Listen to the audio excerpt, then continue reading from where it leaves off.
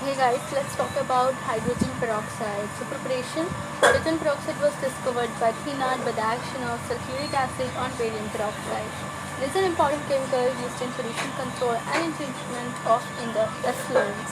Pollution control में इसको बहुत यूज़ करते हैं. And another thing is जो हाइड्रोजन peroxide होता है, it is the control treatment of domestic and industrial effluents.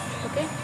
Pollution which is used in pollution control treatment of domestic and industrial effluents में use होता है. तो आपको पोल्यूशन कंट्रोल करना है कहाँ से? डोमेस्टिक एंड इंडस्ट्रियल एफ्लुएंट्स, जहाँ से मेजर पोल्यूशन आता है, दैट इज घर से और इंडस्ट्री से.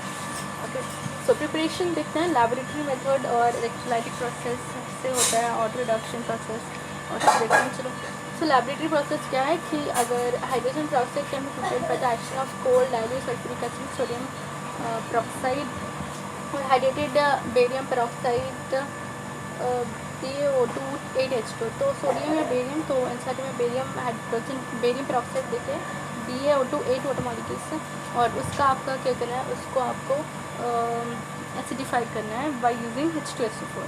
H2SO4 कोल्ड डाइल्यूट H2SO4 से एसिडिफाई करना है. उसके बाद बेरियम सल्फेट प्रेसिपिटेट बन के कम जाएगा एंड आपको H2O2 मिल जाएगा और 8 वाटर मॉलिक्यूल्स जो हाइड्रेटेड थे वो निकल जाएंगे. H2O2. अब 8 वाटर मॉलिक्यूल्स हैं, इसको हम कैसे निकालेंगे? तो उसको निकालने के लिए barium sulphate precipitate is removed by filtration and the filtrate is hydrogen peroxide solution. तो इसको हम इवॉपरेट कर देंगे, तो वाटर तो इवॉपरेट हो जाएगा और बेरियम सल्फेट जो प्रेसिपिटेट हुआ है उसको फिल्ट्रेशन से रिमूव कर सकते हैं और हाइड्रोजन पेरोक्साइड मिल जाएगा. दूसरा मेथड है electrolytic process. Hydrogen peroxide is manufacture on large scale by the electrolysis of 50%. मतलब इंडस्ट्रियल प्रिपरेशन आपका कैसा होगा? 50% बाय the electrolysis of 50% sulphuric acid लेना है, फॉलोड बाय वैक्यूम डिस्टिलेशन करेंगे. Initially ice cold 50% sulphuric acid electrolyse by using platinum anode and lead cathode. Anode and cathode are separated by porous stone where diaphragm a current of high density is used for electrolysis. At cathode hydrogen gas is liberated. At anode peroxide disulfuric acid is formed. तो इतना सब पढ़ने की कोई भी जरूरत नहीं है और सेटिंग में डिस्कस नहीं करना है. तो जो पेरोक्सो डाइसल्फेट है, पेरोक्सो डाइसल्फेट क्या होता है? HO3SOO SO3H. इसको मतलब पेरोक्सो मतलब नथिंग बट H2SO8 को हम बोल रहे हैं. H2SO8 प्लस 2 इलेक्ट्रॉन की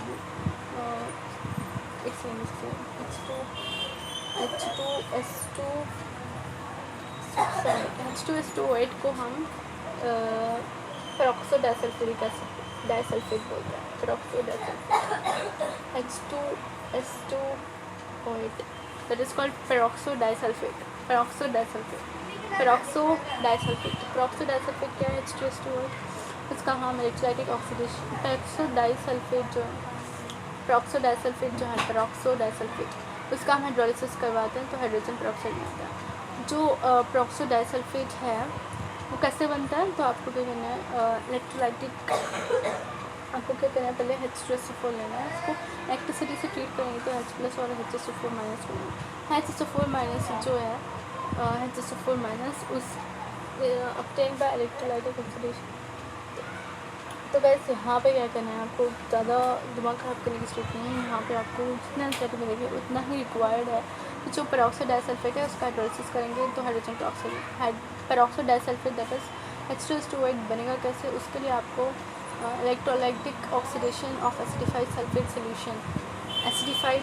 सोल्यूशन मतलब HSO4- का आपको इलेक्ट्रोलिसिस करवाना है. दैट इज इलेक्ट्रोलाइटिक ऑक्सीडेशन करवाना है हाई का इंटेंसिटी से, तो आपको पेरोक्सो डाइसल्फेट मिलेगा. इसका हाइड्रोलिसिस करते हैं हाइड्रोजन पेरोक्साइड मिल जाएगा. और एक्चुअली ये method is used for the laboratory preparation of D2O2. मतलब ड्यूटेरियम पेरोक्साइड बनाना है तो क्या करना है, K2S2O8 लेना है. K2S2O8 वहाँ पे H2SO8 ले रहे थे हाइड्रोजन पेरोक्साइड बनाने के, यहाँ पे K2S2O8 लेते हैं. और यहाँ पे 2 मोल्स ऑफ D2O लेंगे और KdSO4 प्लस D2O2 मिल जाएगा. जो D2O2 है दैट इज ड्यूटेरियम पेरोक्साइड. सो उसके बाद आपको क्या करना है, थर्ड मेथड देखते हैं यहाँ पे, इंडस्ट्रियल मेथड यहाँ पे होगा, उसको हम ऑटो रिडक्शन प्रोसेस भी बोलते हैं। Industrially hydrogen peroxide is prepared by this process, initially 2-ethyl anthraquinone is reduced to 2-ethyl anthraquinone. 2-ethyl anthraquinone है, क्विनोन, उसको हम पहले क्विनोल में रिड्यूस कर लेंगे पासिंग हाइड्रोजन गैस, जिसमें हम प्लैटिनम, पैलेडियम, निकल। उसके बाद जो 2-ethyl एंथ्राक्विनोल है, it's oxidized by passing air, then hydrogen peroxide is formed along with 2-ethyl anthraquinone।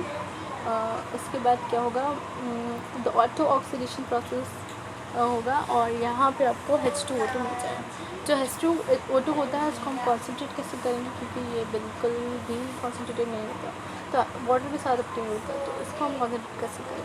Hydrogen peroxide obtain by the above methods, जितने भी मेथड्स हमने बनाए हैं उस मेथड्स में वो प्योर नहीं होता, right, is always in the form of dilute aqueous solution.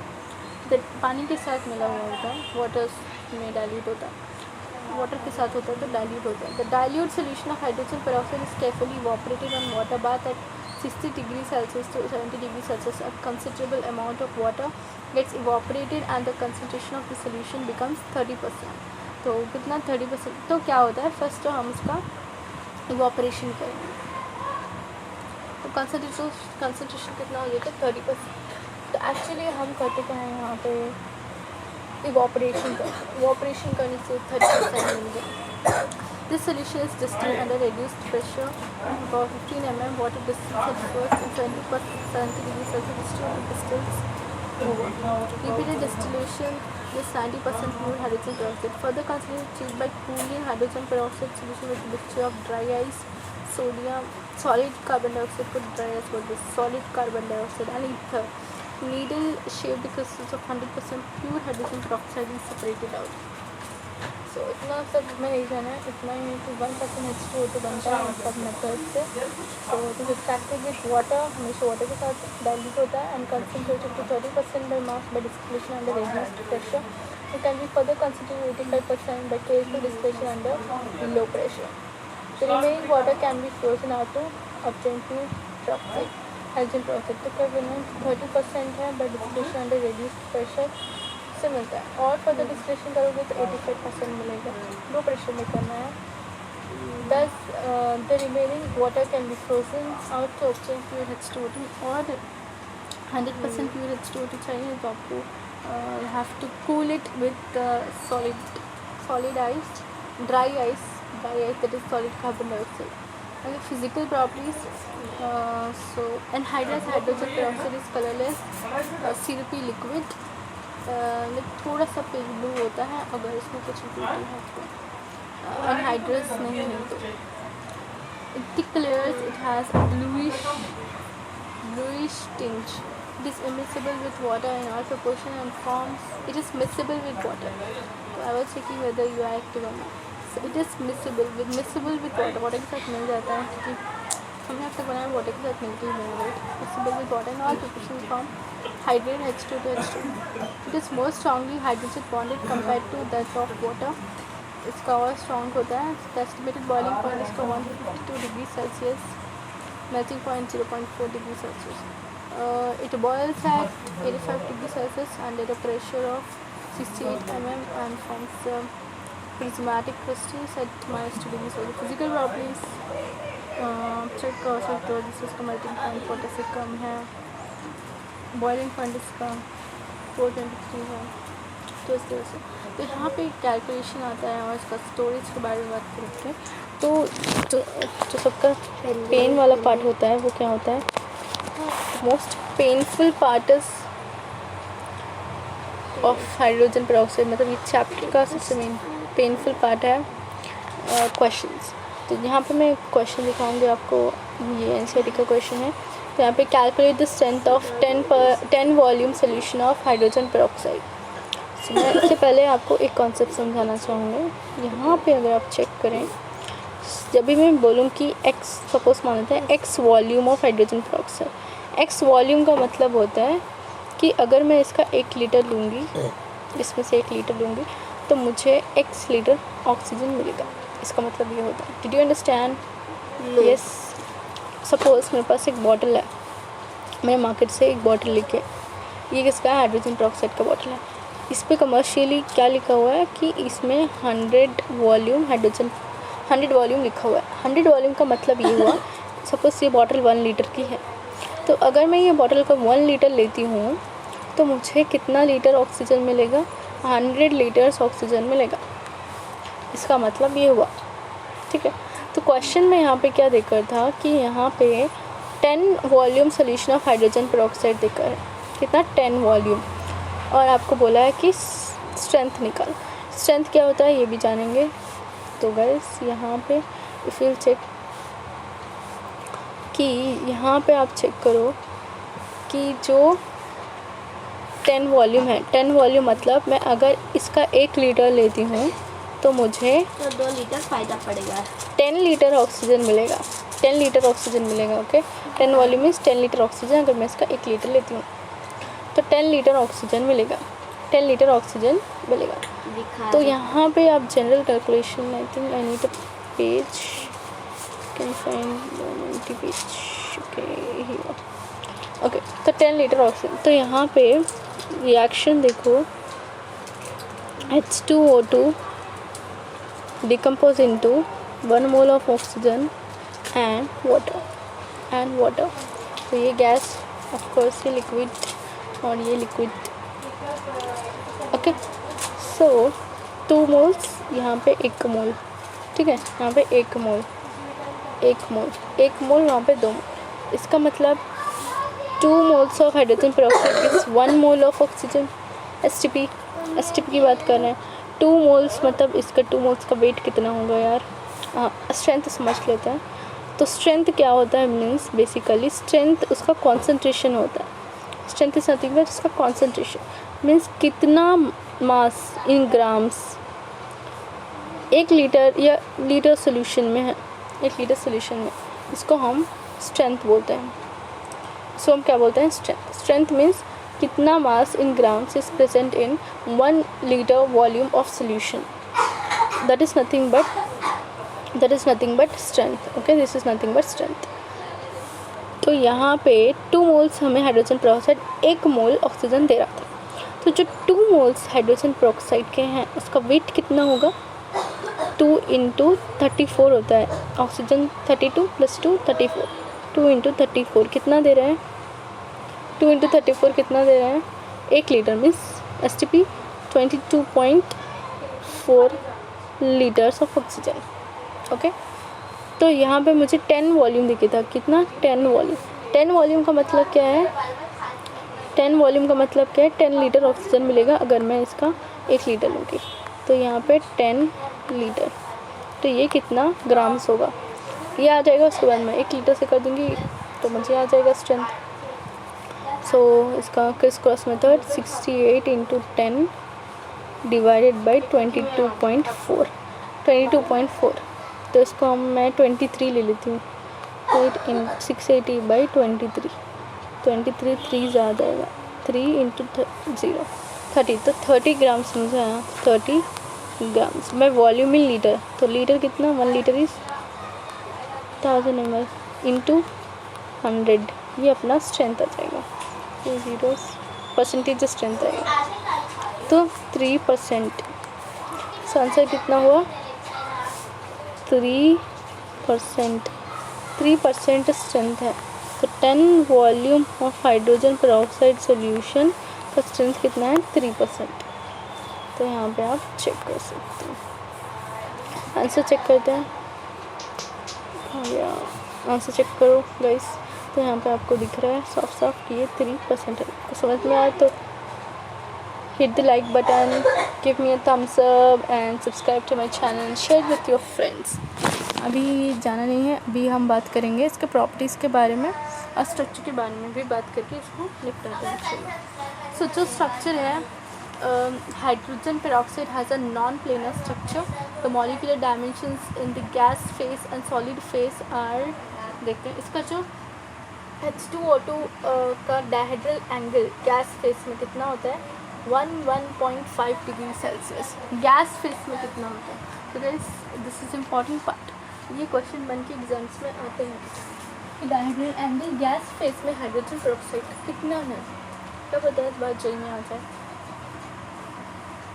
तो जो H2O2 है गैस फेस में इसका कितना होता है डायहेड्रल एंगल 111.5 डिग्री और H2O2 का डायहेड्रल एंगल सॉलिड में कितना होता है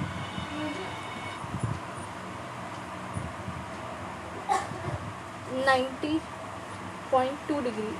तो कम होता है सॉलिड में, कम होता है। इसको याद कैसे करेगा, इससे बहुत दिक्कत होती है। तो गैस में डायहेड्रल एंगल ज़्यादा होता है। एक्चुअली जो हाइड्रोजन पेरोक्साइड है वो नॉन प्लेनर स्ट्रक्चर है। कैसा स्ट्रक्चर है? Non planar. एक ओपन बुक स्ट्रक्चर है इसका। कैसा स्ट्रक्चर है? Open book.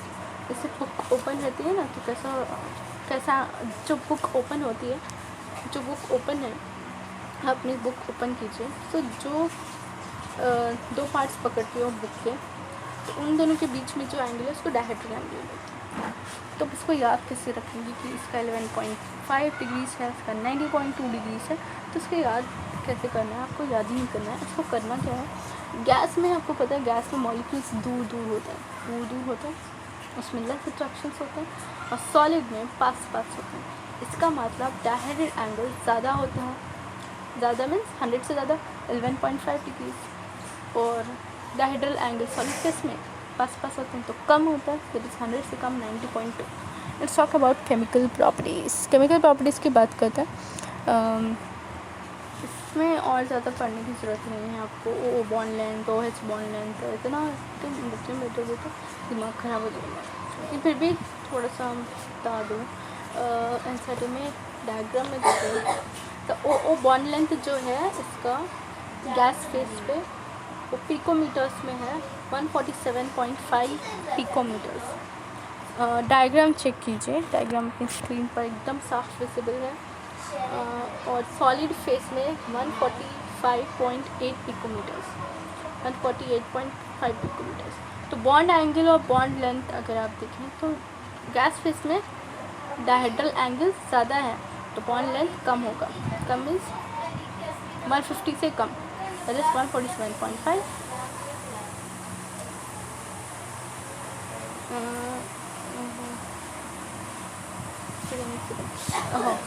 जो गैस फेस होता है इसमें मॉलिक्यूल्स दूर होते हैं, मतलब उनका बॉन्ड लेंथ भी ज़्यादा रहेगा ना, ज़्यादा रहेगा मीन्स 147.5 पिकोमीटर।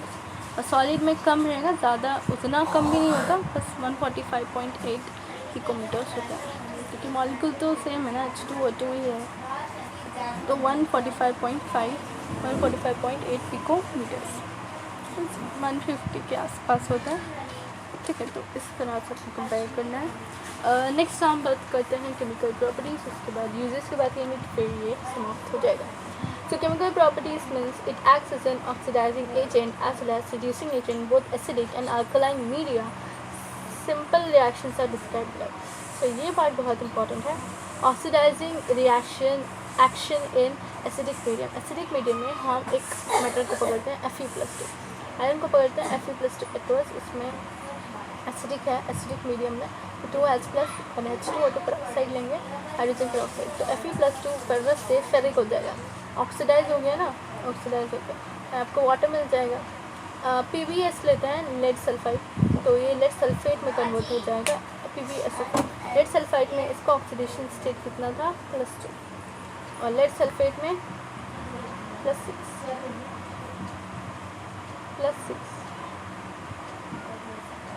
तो ये बहुत ऑक्सीडाइज हो गया है ना, ऑक्सीडाइज हो गया,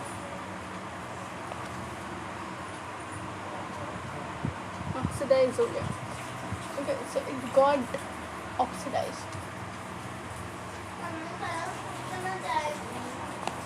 नहीं +6 नहीं, +4 में आएगा, आई थिंक इसका +4 में आएगा।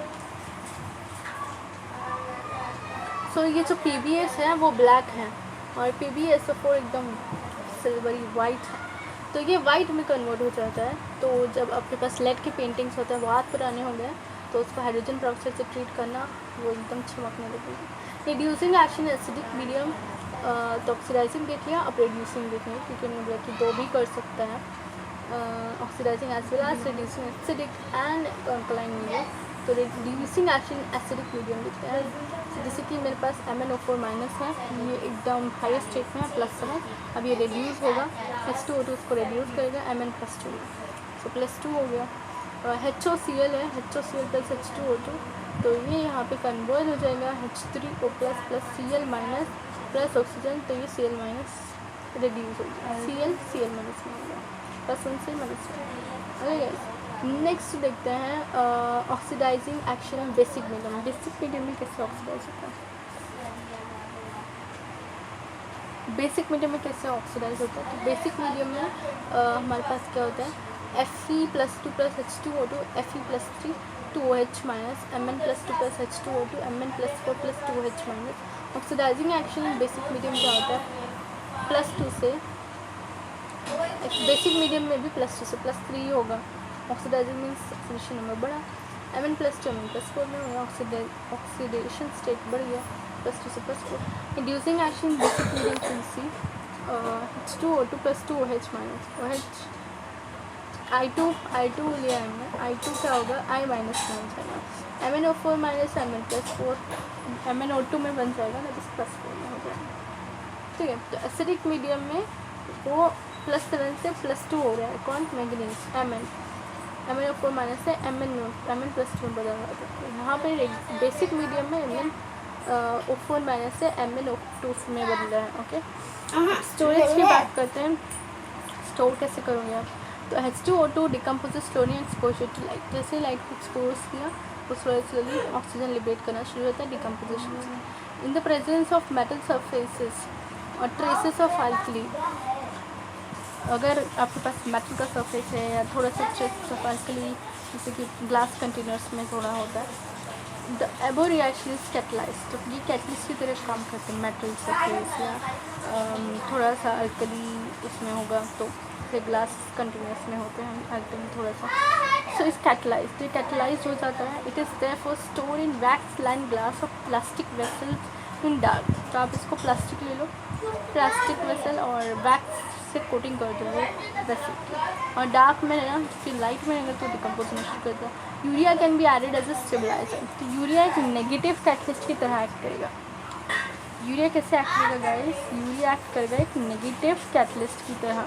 यहाँ पर इंसाइड में स्टेबलाइजर देखिए, स्टेबलाइजर का मतलब है negative catalyst. Remember this, it is kept away from dust because dust can induce explosive decomposition of the compound, इसमें डस्ट लगे तो एक्सप्लोसिव डिकम्पोजिशन होगा।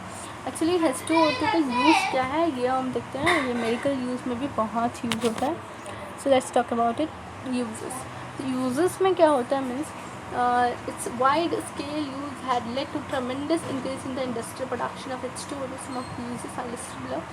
Daily life, it is used as a hair bleach, as a mild disinfectant, as an antiseptic. It is sold in the market as परहाइड्रोल, तो ये परहाइड्रोल के form में market में बिकता है।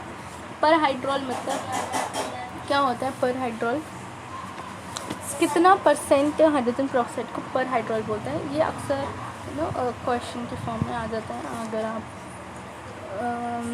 मॉक टेस्ट हो तो आपको पता होगा, ऐसे टाइप के क्वेश्चन आते हैं कि परहाइड्रोल क्या होता है। तो जिसको भी इसका आंसर जिसको भी इसका आंसर पता है, they should comment in the comment section.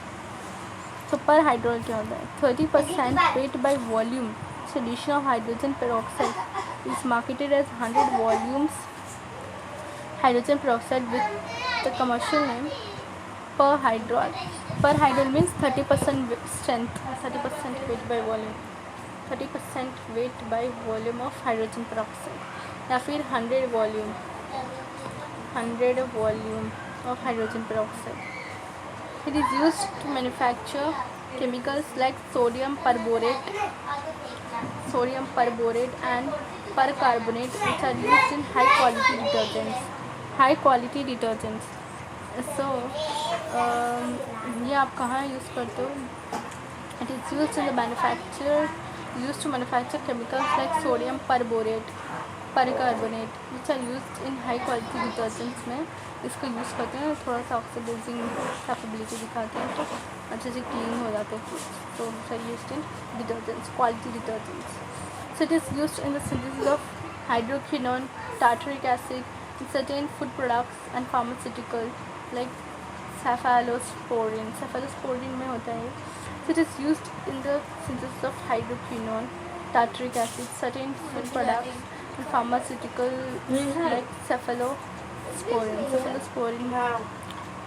Cephalosporin में यूज़ होता है. Okay. Other thing is दूसरी बात है कि it is employed in the industries as a bleaching agent for textiles, paper, pulp, leather, oil, fat. ये सब के लिए bleaching agent है, bleaching agent. So it is used as a common oxidizing agent in the laboratory and as an anti-clot to remove traces of chlorine hypochlorite. तो इसको anti-clot के नाम से जाना जाता है. So nowadays it is used in environmental green chemistry, for example pollution control, treatment of domestic industrial effluent, oxidation of cyanides, restoration of aerobic conditions to sewage waste को treat करने में. ओके गाइस, तो इससे हमने hydrogen peroxide successfully समाप्त किया है. सो मैं आपको एक क्वेश्चन देना चाहती हूँ. What volume of oxygen is liberated as TP by heating 3.4 grams of hydrogen peroxide और warming 3.4 grams of hydrogen peroxide. So इसका सोल्यूशन आपको नेक्स्ट वीडियो में दूँ क्या? ठीक है, तो नेक्स्ट वीडियो में हम प्रॉब्लम्स डिस्कस करेंगे. Thank you so much.